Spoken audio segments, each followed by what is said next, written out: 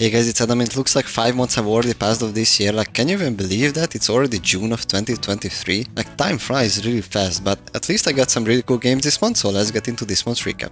Also, please excuse these food stains on my shirt. I've just devoured some Chinese food and I'm not really perfect with chopsticks. But anyways, let's get into this month's recap. The first game I've got this month was Super Mario 3D All Stars, and I'm really happy about it because it is out of production. You can't even buy it on the Nintendo eShop. So it's kind of a rare sight nowadays if you can even still get them, and even if you do get them, they are drastically overpriced. I did manage to buy this only at twice the original MSRP, but believe me, that was actually cheap. Usually it goes for 3 or 4 times the original price. So this includes Super Mario 64 from the Nintendo 64, it includes Super Mario Sunshine from, I believe, GameCube, and Galaxy from the Nintendo Wii. And these are simple re-releases. I don't think there are any sort of remaster or remake going on with this one, but it is a unique and limited edition, so I definitely wanted to get this one. And after that I managed to get the Wind Waker HD for the Wii U. I don't really have a Wii U just yet, but I do have a friend who was offering me to borrow his, or I could just buy one. He's not selling his one, which is kind of a bummer. But now let's get into the big one. I've got The Legend of Zelda Tears of the Kingdom, the limited collector's edition. Or actually, I'm not sure if it's limited, but I guess it's limited, right? Like all collector's edition are just naturally limited. It has this really nice pattern on the front, and on the back it actually shows what's inside. As you can hopefully see if my camera manages to focus on it, it has the game in it, obviously, and then then we've got a steelbook, a steel poster, a pin set, and an art book. And it's actually a really heavy box, probably due to the art book and the steel poster. Those are generally some heavy stuff, obviously. So I haven't opened this up yet. This is actually my second copy of it. I did buy 2 of them because I wanted to make sure that I do get one, because the demand for it was really high, but on some of the local web shops, they literally put this up already sold out on pre-order. Like, you couldn't even order it at all. They just put up the listing for it and it was already sold out. Like, not even in like a minute, they've pretty much sold out in terms of like for coworkers, like friends and things like that. They've already got it sold out. So later on, when they have realized that they are actually getting a higher amount of stock from it than they've expected, then you could actually pre-order this. So I was refreshing like 10, 11, 12 local stores pages to get my hands on it, and I've pre-ordered it from 4 different places, and from one of the places they actually called me that I couldn't get one because I ordered it too late. I pretty much ordered it the moment it went up for pre-order because I was refreshing the pages like every 5 minutes. So I was obviously late because other people, like VIP customers, have had their reservations for it before the pre-order was even live. Like, some stores allow you to put your name on a piece of paper, and when the pre-orders go live, they already have it reserved for you. So I think that was one of the reasons why one of the stores couldn't get me one. Then another store, I actually decided to cancel my pre-order because from the 2 other ones I've already got confirmation that I will be getting it. So I missed one of them, I cancelled one of them, and I decided to get both of them. Part of the reason being is that I wanted to make sure that I get that I get one in a pristine condition. And if you take a look at this one right here, you can actually see, if the camera focuses on it, that the sticker at the top is kind of messed up. My best guess is that it got loose during shipping and one of the store workers just put the sticker back, but they didn't pay enough attention to make sure it actually fits perfectly. So there is a little bit of damage on it. The front covers also has some scratches, or like paint being scratched off or something like that. Let me actually show you that one as well. So if you look at the front, you can actually see it has some damage marks. Luckily, the other one that I've got is in pristine condition, so I will be keeping that one and I will be selling this one. I originally wanted to sell it among my friends, but turns out none of them actually wanted to buy one in the first place. So I was hoping that I will have some acquaintance that missed the pre-order window, and then I can give it to them. But turns out none of them actually wanted to buy it in the first place. Most people actually thought it was an overpriced collector's edition, which I find it kind of weird, because art books, steel books, and the steel poster, these usually justify the price that they were asking for it. but I think most people were missing that there is no like statue in it. I personally am not a fan of statues. I think they take up a lot of space in the room and they are overly expensive and I don't really want to pay that, which is one of the reasons why I didn't get the God of War Ragnarok Collector's Edition, the Jotnar Edition, and the... what was the other one called? Maybe the other one was just simply called the Collector's Edition. So the reason I didn't buy those ones because I really wanted the dice and the steelbook, but they only had those in those Jotnar and Collector's Editions, which also included the Mjolnir hammer, which is not only big and heavy, but it also made the Collector's Edition's price being really high. Like that was twice the price of this one, and I just didn't feel like that would be worth it for me. I could have sold the Mjolnir separately, and there were demand for it, so people would have bought it, but I just didn't feel like it would have been worth for me.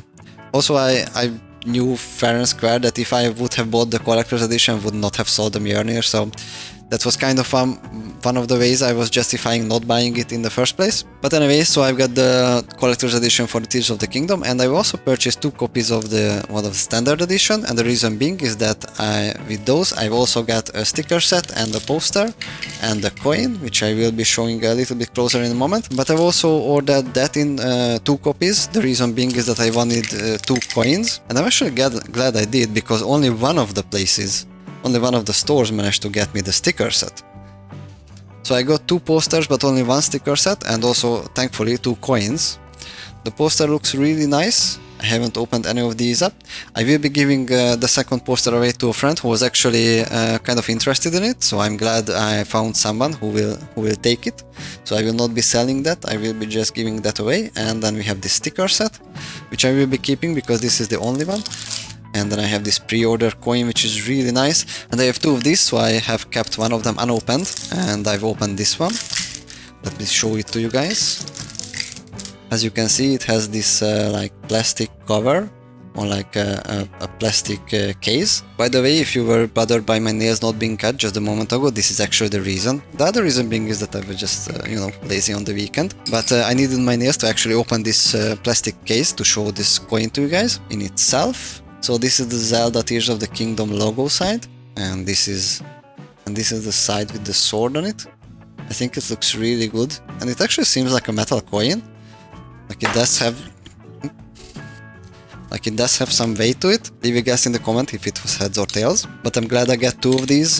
The reason being is that I actually wanted to use one of them, and I wanted to keep one of them in an unopened state on the shelf, so that I will be able to keep that in pristine condition, and I can actually be a little rough with it and actually use it in real world situations, like when playing board games or something like that. But anyways, that's all that I've got this month. 4 copies of Legend of Zelda Tears of the Kingdom, cost me quite a bit of money. I did manage to sell the 2 standard editions among my coworkers. I also gave them a little bit of discount, obviously, so they were really happy that they could get the game a bit cheaper, and I was really happy that I could get the extra pre-order bonuses, so it was a win-win for everyone. So I only have this second collector's edition left, which I haven't sold just yet. One of the reasons being is that you can still buy it at stores. There is still stock of it in stores, so I could only sell it at a reasonable loss, which I don't really want to do. So I think I'm going to wait at least until the stores go out of stock of this, so that I could sell it at original MSRP, or maybe even a little bit more, who knows. So for next month, I think the only game releasing that I have pre-ordered is Final Fantasy 16. I do have the Deluxe Edition pre-ordered for PlayStation 5, which comes with a steelbook and a cloth map, and I'm glad that Square Enix did it this way, that they have a Deluxe Edition and the Collector's Edition, where the Collector's Edition contains the big statue and the pin set, which if you like it, you like it, but it's not my thing. But that cost 350 USD. Like, that's a lot of money. Like, I'm not ready to pay that much for a Final Fantasy Collector's Edition. I know many people will love that. I'm not necessarily a Final Fantasy fan. I do like JRPGs, but I'm not like specifically a Final Fantasy fan, so it just wasn't really worth for me. But I'm glad they've got this lower tier Collector's Edition, or Deluxe Edition as what they are calling it in this case, which does have the smaller collectibles like a steelbook and the cloth map, which is definitely something that I'm interested in, but I'm not interested in the statue, so I will be able to get away with it with paying only $100 for it. which is a much more reasonable price, especially because the base game is only 70. So other than that, I don't think anything else coming next month. This month I've also finished Majora's Mask, so I'm making some progress with my Zelda Chronological Order playthrough. Oh Jesus, that's a hard thing to say. So I finished Skyward Sword, Minish Cap, Four Swords, Ocarina of Time, and now I finished Majora's Mask. I actually like it way better than Ocarina of Time, even though it doesn't take place in Hyrule and it doesn't even have Zelda in it. Or actually you had Zelda for like a single cinematic or something like that. So it's a little bit of a different game. It definitely has this kind of like trippy vibe to it. I don't know what the developers were smoking why they were making this game, but it definitely shows that they were smoking something. But regardless of that, I think it was an amazing game. I loved Clockwork Town. I think it's one of the best video game towns where actually people have their schedule and they are doing stuff and you have to meet them at specific times. I think it has some mechanics and some changes from Ocarina of Time that make it way better for someone going back to it, playing it. Like if I was a kid back in the 90s and played Ocarina of Time, I would probably loved it.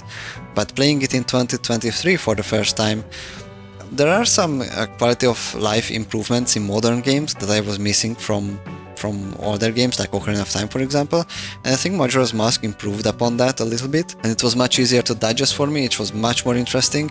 I don't want to really go into detail about that because I'm planning to make a review out of it. It definitely hooked me in. I loved playing it. I actually played it much more frequently than Ocarina of Time. I played it almost every night, whereas with Ocarina of Time, I think I played it every other night or something like that because I had some stuff to do.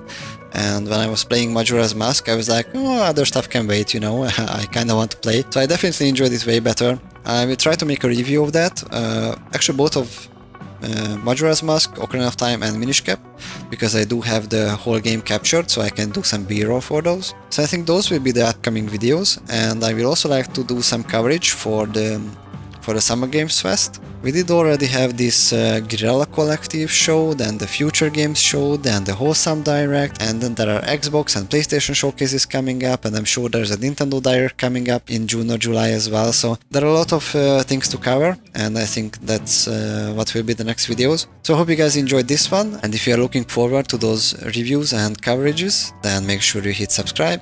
Other than that, I wish you guys a happy June, and I'll see you guys in the next one.